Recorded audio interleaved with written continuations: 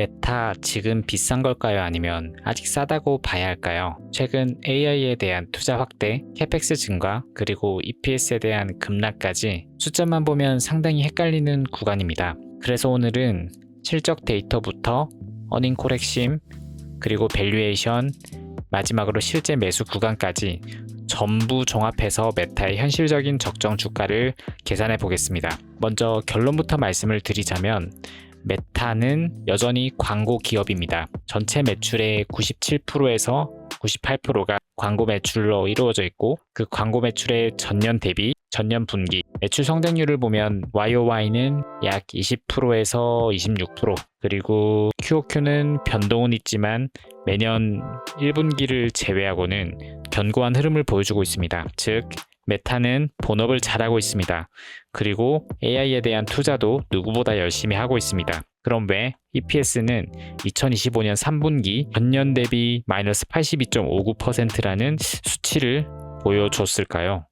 왜 이렇게 급락을 했을까요? 바로 이연 법인세 차감 이슈가 있었습니다. 2025년 3분기 수잔 리 CFO죠. 말을 한 것을 보면 일시적 비용으로 인해서 EPS가 감소했다고 되어 있죠. 다음 분기부터 정상화될 것이라고 했습니다. 더 자세한 내용을 들여다보면 새로운 미국 세법 하에서 더 이상 사용하지 않을 것으로 예상되는 이연 법인세 자산을 일회성 비용금성으로 감액을 했고, 이 비용을 제외하면 회계상으로는 비용이 발생했지만 새로운 세법 하에서는 올해 남은 기간과 향후 몇 년간 상당한 현금 세금 절감 효과를 기대하고 있습니다. 즉 이제는 이연 법인세라는 혜택을 못 누리기 때문에 그로 인해서 혜택을 받을 것이라고 예측했던 그 금액을 일시적으로 비용으로 차감한 것으로 보이고요. 수잔리가 말을 했던 것처럼 2025년 4분기에 EPS가 회복이 되었고 EPS 급락에 대한 시장의 우려는 해소가 되었습니다. 또한 지금 시장은 과도한 캐펙스 투자로 인해서 걱정을 하고 있습니다. 2024년 4분기부터 매출 대비 캐펙스 비중이 상당히 커졌고요. 이는 미래를 위한 인프라 투자, 유능한 직원들 고용의 주식 보상 비용으로 대부분 돈이 지출된다고 했습니다. 과연 과도한 우려일까요? 아니면 미래를 위한 씨앗일까요?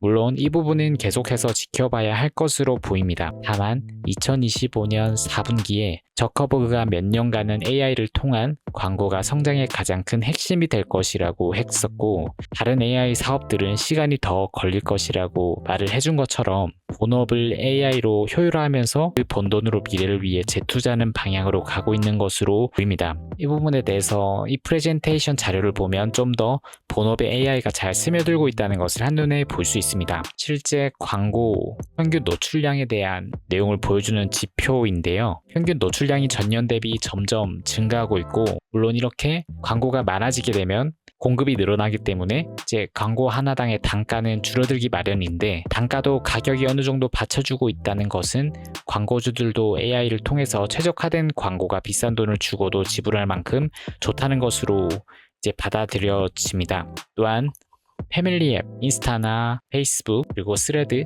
왓츠앱과 같은 여러 앱들이 있죠. 이런 앱들을 쓰는 일일 활성 사용자 수가 25년 4분기 기준 35억 8천만 명이 되었고요. 이런 패밀리 앱을 사용하는 사용자의 평균 매출이 16.56달러로 점점 늘어나고 있다는 것은 메타가 본업에 AI를 잘 적용하고 있다는 것을 뒷받침하는 근거가 될 수가 있죠. 그럼에도 불구하고 광고를 제외한 다른 매출, 안경, VR 등의 AI 미래 먹거리를 투자하는 리얼리티 랩스 매출은 아직까지 들쭉날쭉합니다.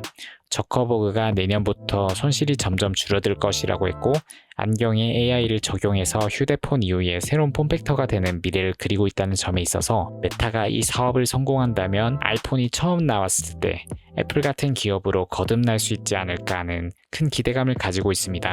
그렇다면 이런 상황에서 적정 주가를 계산을 해보겠습니다. 시킹알파의 예측치를 사용을 할 것이고요. 보수적으로 EPS를 예측하면 2026년에는 30.28, 그리고 26년에는 28.10부터 30.28, 36.52, 그리고 27년에는 33.04부터 해서 35.98, 45.57 사이의 범위를 가질 수 있을 것으로 봅니다. 아까 정보를 가져와서 EPS 추정치에 넣으면요, 26년은 28.1부터 36.52까지 입력을 해주고 27년은 33.04에서 45.57까지 입력을 해줍니다. 그런 다음에 EPS 추정치랑 곱해줄 P를 구하면요, P는 이개년도 8분기에 평균 PE 데이터를 가져와서 최소값과 최대값을 제외한 평균을 내주면 23.3이 나오는데 이 값을 사용을 하도록 하겠습니다. 그래서 여기 23.3을 입력을 해주고요. P와 EPS 추정치를 곱해주면 여기와 같이 2026년에는 654달러에서 850달러, 27년에는 769달러에서 1061달러의 주가를 예상을 할 수가 있습니다. 현재 주가에서 업사이드가 꽤 있는 편이죠. 또한 성장률을 나타내는 패그 지수도 계산을 해보면 현재 2026년은 0.85, 2027년은 0.71이라는 수치가 나오고요. 패그 지수도 1 미만으로 저평가에 속하는 것으로 볼 수가 있습니다. 그래서 저는 현재 가격이 프리마켓 시장 기준으로 604.75달러까지 올라왔는데 다시 570 부근으로 떨어진다면 분할 매수를 할 예정이고요. 이란과 미국의 상황에 따라서 떨어질 수도 있고 오를 수도 있다고 보는데 520달러에서 575달러가 오면 비중을 조절해서 분할 매수로 대응을 할 예정입니다. 그래서 오늘 내용을 정리하면 딱 3가지입니다. 메타는 여전히 광고 기업이다. 광고가 AI 성장의 가장 큰 핵심이 될 것이고 나머지의 사업은 시간이 걸린다는 것이고요. EPS가 급락했지만 그 순간 발생한 해프닝에 불과하다는 것, 그리고 캐펙스는 미래 수익의 씨앗이 될 것이고요.